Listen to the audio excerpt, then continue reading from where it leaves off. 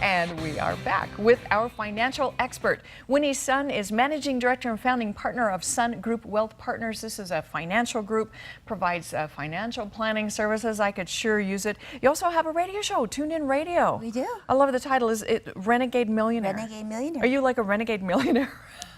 Well, some could say. Maybe. Okay, we're not going to say. But anyway, Winnie Sun, this election is making us crazy. There's so many choices and so many unusual choices. I mean, we've got a gajillion billionaire running, and then we've got a social people who are looking more for helping the mass, whatever. It's crazy. So it is. I think you have the key to helping us with all this stuff, talking about money, and it's always just in the background. Are they going to disrupt our whole financial plan? I mean, idea for it? What is going to happen? What do you see changing with this election? Well, Sandy, you hit it right on the dot. I mean, this has been nothing short of a circus. And so it's almost more entertainment than anything else.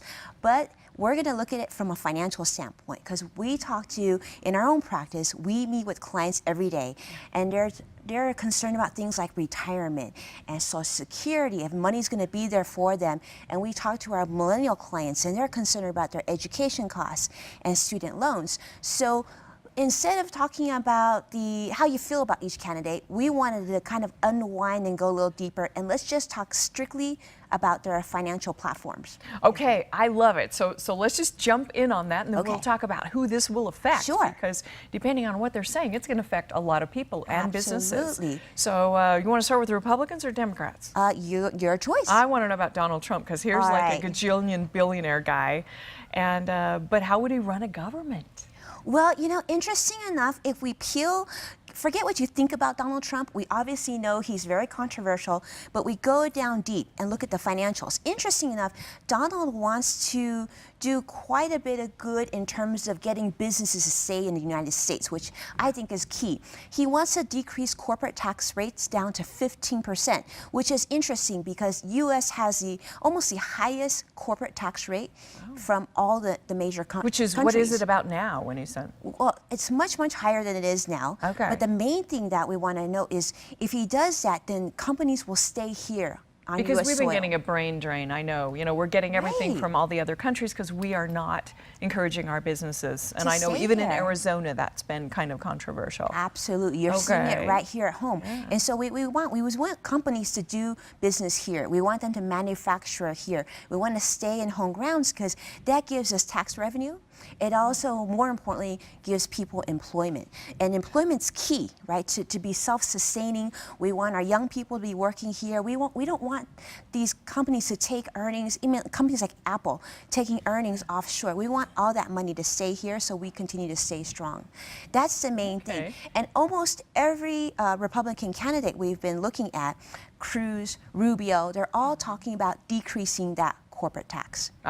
Okay. Which is key because it's important because we want employment. So that would be the same effect. That would actually help businesses to stay here, all of them. Yes. Any of those other two affect, or any of those affect us negatively in terms of the financial picture? Well, absolutely. Because if you're collecting less on corporate taxes, you're going to have to make up it from somewhere else. So all the candidates have this challenge because they all want to give us less taxes, obviously, less income taxes. But how are you going to make up that? Where's the money come from? $14 trillion deficit? Because we continue to spend. America continues to spend, we keep on borrowing, right? And we keep on being dependent on other countries. And so we want to obviously we would all love a tax break for sure. But where are you going to, like any balance sheet, where's the money coming from? Are you seeing anything from the Democrats that's different from these Republicans, Hillary and Bernie? What are you seeing there with how will they affect our wallets? They're different in a lot of interesting ways too. So Bernie Sanders, for example, very, very interesting candidate. He wants to give all of us a free education, which is pretty huge. I mean, that definitely resonates with millennials, and we know that because millennials between the ages of 18 and 35, what are they dealing with? Credit card debt, student loan debt, and not finding a job. So those are things that Bernie plans So they're talking extended education, college education. Correct. Gotcha. Right. So you won't have to pay for education. Bernie's also saying, if I get elected, I'm going to make sure that cap on credit card debt is 15%, no higher than that in terms of interest. That's interesting. And the other thing that he wants to do is he wants to increase the minimum wage up to $15 an hour. And that resonates. I think in Arizona it's like 7 something, isn't it? Yeah, I mean, that's incredible. Well, so, I mean, dreams are one thing, but you got to wonder how you pay. How does Hillary feel about these things? So Hillary is very interesting as well. Hillary wants to keep Obamacare the way it is. She probably wants to make a little bit of a revision, but more or less it's going to stay the way it is. She also wants to give more for education. She has a lot of, also she wants to make sure she gives more benefits to seniors and whatnot. But once again, we don't know where the money's coming from with these candidates. So who's this going to hit? I mean, with all these different views of reducing taxes, or you know, where's the extra money coming? Who's it going to hurt? The banks? Who? Depends on the candidate. Definitely, they're all looking at getting money more from Wall Street and the financial institutions. That's where everybody wants to take some money from. But nonetheless, the major impact that they're going to have depends on the candidates. The Republicans are probably, and they're all saying they're going to hit the top echelon, the wealthiest of the wealthiest. Because they have money to spare, huh? Okay. That's what they think. Okay. So we'll see, but they also a lot of these people tend to be the business owners. So if you hit the higher tax bracket, that may make it so they don't hire as many people, and so that could have a negative ripple effect. So we gotta be careful. Of course, I think, you know, when you're looking at $7 minimum wage and you're looking at people making, you know, like $400,000 a year, and they're not the president of the United States, you have to say, okay, well, don't they have like enough? I mean, could they share a little bit? But that share of the wealth is not a great American principle, believe it or not. You know, even though we do plenty of that, well, we try to think we don't. So investment firms, banks, will they be hit too by some of these points of view? I think so. I think that all the candidates want to do away with risky investing, which I think is a positive. And they also feel that some of these hedge funds and whatnot are they're definitely on the radar to being cut.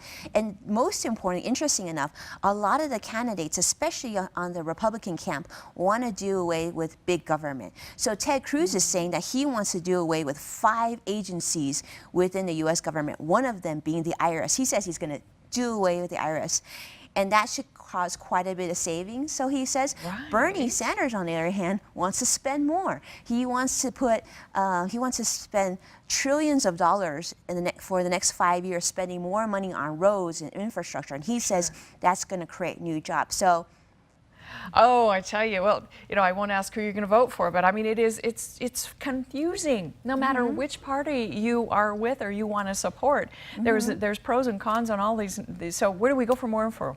For more info, you know, one place you can go to, all the different financial channels are giving great information. As you know, I contribute for Forbes, so I'll be writing a couple pieces on this particular topic. So just read, just get informed, and just look into it. And go in deep. Don't worry about the hoopla, but go in deep and look at the numbers. And actually, their candidate websites give you some good information. Thank you. Winnie Sun, financial advisor. That was really fast, good information. Thank you so much, Thank you, Winnie. Sandy, for having me. Thanks so much for tuning in, and for other great videos, please subscribe to our YouTube channel right below, and follow me on LinkedIn, Twitter, and Facebook. So until next time.